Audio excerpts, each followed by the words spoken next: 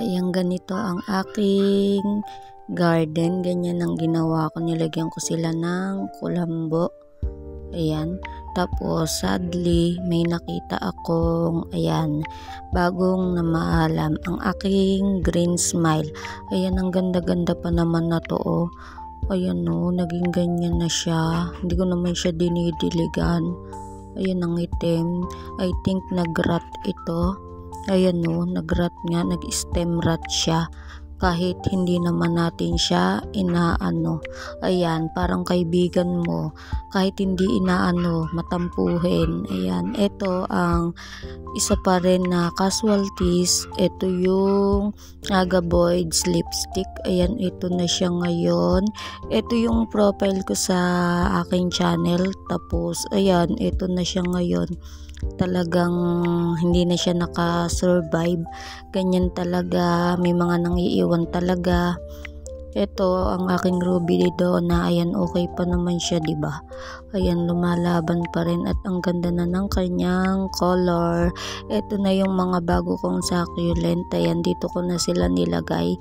Ito si Afterglow, di ba? Pak na pak ang kulay niya, kaso matakaw siya sa water.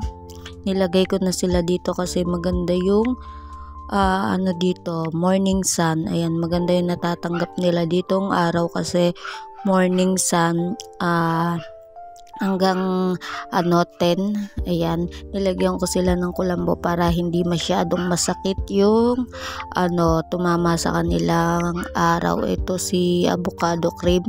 Ayan, ganun pa rin, nagyayellow pa din yung lower leaves niya.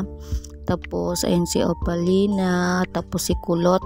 Ayan, nilipat ko na sila dito kasi matagal na din silang nasa lilim. Ayan, takpan natin. Ayan, kasi pag may mga pumupunta dito, ayan, sinasalat-salat nila. Kaya ginawa ko yan.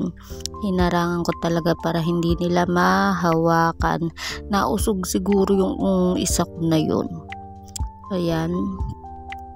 Ito yung aking mini garden. Ito yung aking Mendoceo. Diba? Ang ganda niyang kapal. Tinakpan ko to kasi nga, ayun, hinahawakan nila. Ito si St. Louis. Ayan. Diba? Ang laki na, oh. Ang ganda ng inilaki niya. Ang ganda. Gumanda siya lalo. Ayan ang aking mga bago. Ito si brown rose na naging si green rose na. Si Monroe. Ayan, matibay pala si Monroe. Ito si Apus. Ang ganda ng tips niya, oh. Diba? Ang ganda ng pa-nail niya dyan. Diba? Pak na pak. Maganda dito kasi morning sun. Ito ang aking lola. Okay pa rin sila.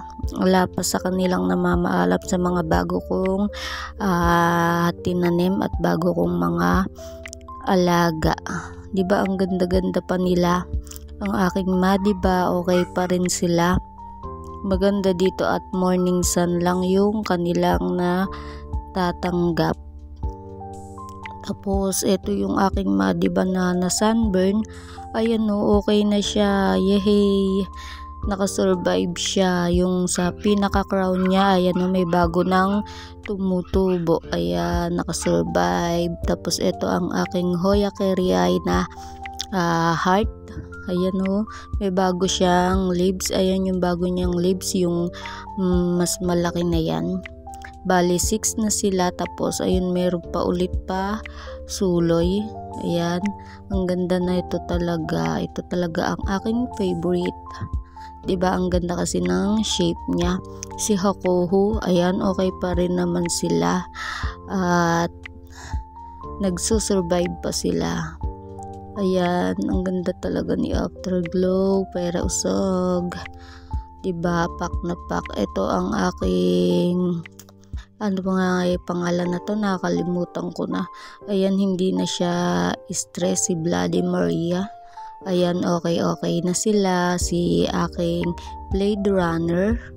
Ayan, yan lamang ang aking update sa aking halaman. Ito si Ghosty. Ayan ang aking mga succulent. Okay naman silang lahat.